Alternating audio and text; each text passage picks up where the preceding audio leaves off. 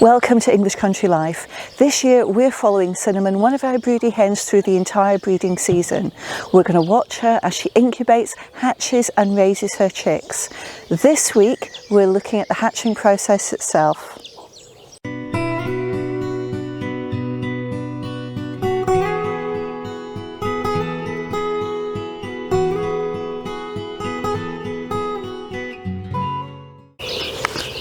Welcome, my name's Fiona. We're working with the brilliant podcasters Chrissy and Holly, who are Coffee with the Chicken Ladies. Each week in their podcast we discuss various aspects of the incubation, hatching and raising of the chicks for Cinnamon, one of our broody hens. We've already talked about the incubation process, and this week we had hatching. And it was a great high, but we did have some lows too, and this is what I want to take you through. We ended up playing what we call here egg roulette, and this is the reason why I've got a bit of paper, because it got quite complicated. So let me start with where we started with the eggs.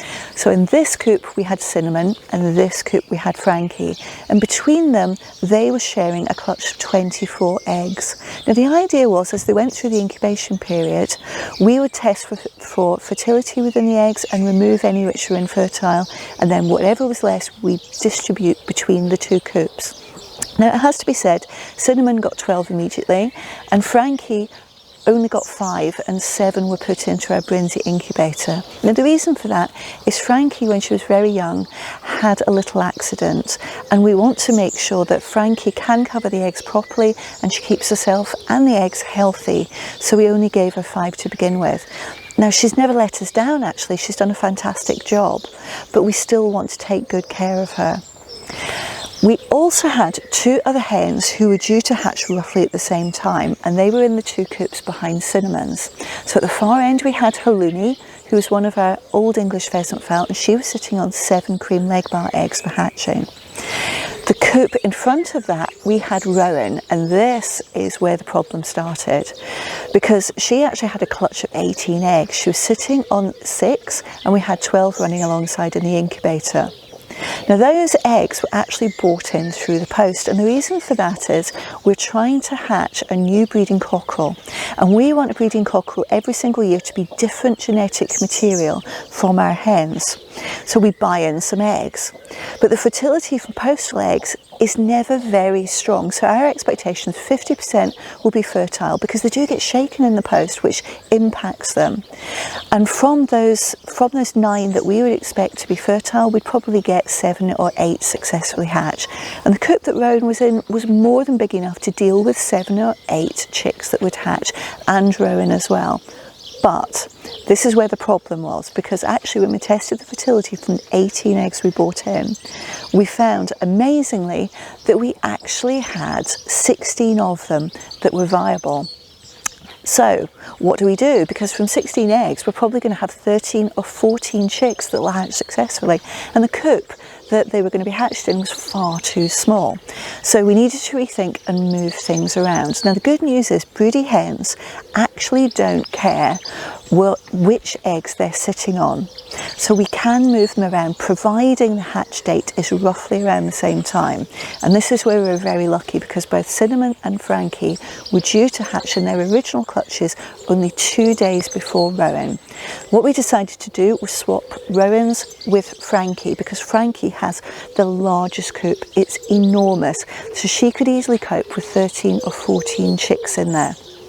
That meant that Frankie's eggs went down to Rowan. Now from her original 12 we found that 9 were actually fertile, and Cinnamon we kept her with the 12 she originally had. And I'm sorry, I'm stumbling a bit because this got so complicated. So Cinnamon had her original 12 and all 12 were fertile. Frankie had 3 which weren't fertile, so her 9 remaining eggs went to Rowan. Rowan's 16 fertile eggs went to Frankie, and Halloumi stayed with her 7.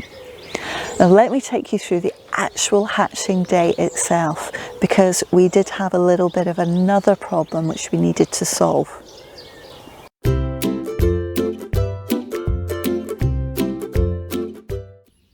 We used our hidden camera in the coop to follow the action on hatch day.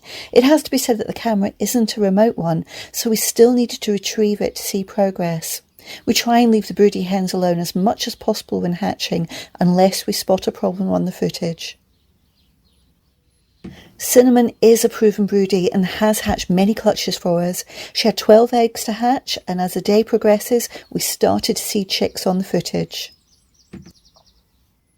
It takes 21 days to incubate and hatch a chicken egg, but it's also normal for hatching to happen over 2 days.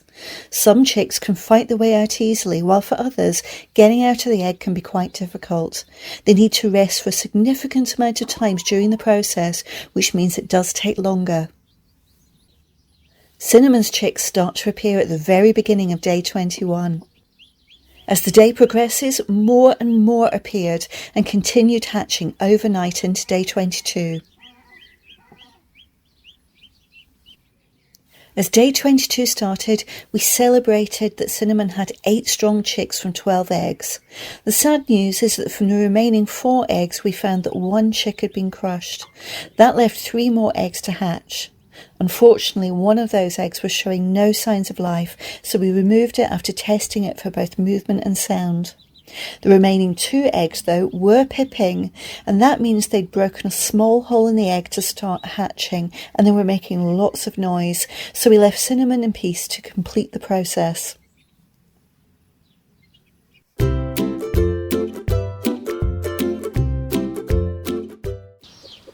As day 22 progressed, Cinnamon wanted to get the chicks outside. This is normal for a broody hen. The chicks shortly before hatching absorb the yolk, which is enough to sustain them after they hatch for up to 48 hours.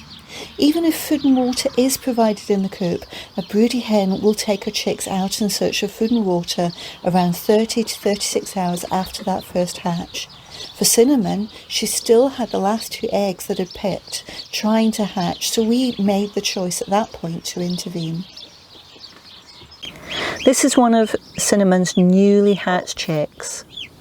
He or she has really taken its time getting out of the egg and is not up to the same kind of strength as the other chicks. Cinnamon's been trying to take the older chicks outside, and unfortunately every time she comes back in, this chick doesn't seem to be going underneath her to warm up.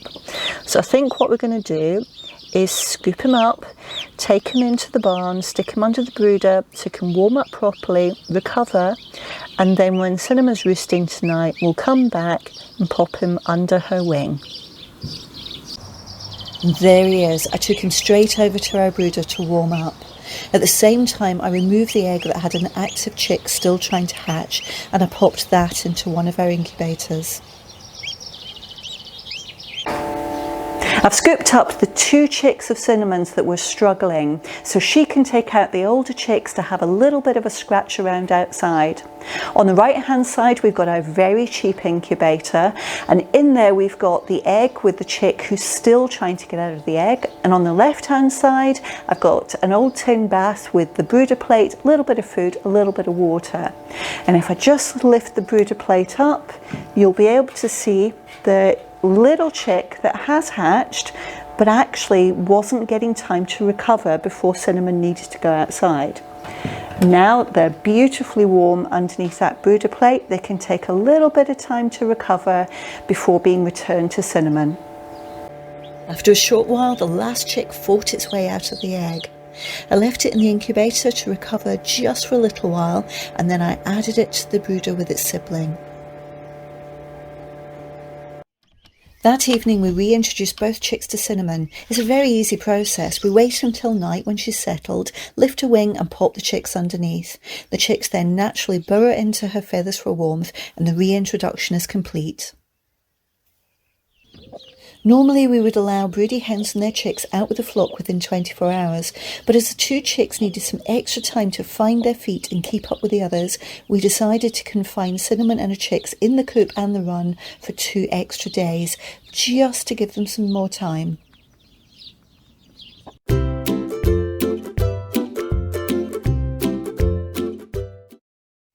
Halloumi, one of our rare breed Old English pheasant fowl chickens, was incubating 7 cream leg bar eggs. She was due to hatch 2 days after Cinnamon, but we had a dreadful loss. On hatch day and without warning, unfortunately we found Halloumi passed away. As we try and leave our brood hens in peace to hatch, we also found that 3 of the 7 eggs were cold and had not survived. The remaining 4 eggs were viable, and we scooped them up and hatched them in an incubator. The good news is that all 4 cream leg bar chicks were strong, and we were introduced to Cinnamon in the same way as our extra 2 chicks from the day before. She has adopted them completely. These are the lows and the highs of breeding and hatching. At the end of the hatching process, Cinnamon's got 14 chicks. She's got 10 buff Orpingtons and 4 cream leg bars, and she's doing a tremendous job. Now, it has to be said that Cinnamon is an enormous hen. She's a buff Orpington, which is a large breed, but she's also large for an Orpington, so she can easily cover 14 chicks. It's really, really important that a brood hen doesn't have a clutch which is too large, and the reason for that is chicks, when they're hatched, only have down feathers, and they're completely reliant on their brood hen to keep them warm by snuggling underneath her and under her wings and getting close to their skin. So if the clutch is too big, they can't get underneath the hen. If you are giving eggs to the broody hen, just estimate how many chicks you think may go underneath, and if you're not sure, go for an underestimate so they've only got a few and they can definitely look after them. We'll be discussing next week with Chrissy and Holly on their podcast the first week of Cinnamon out with her chicks. So listen to the podcast, and a link to that is in the description below, and come back and join us for the accompanying video.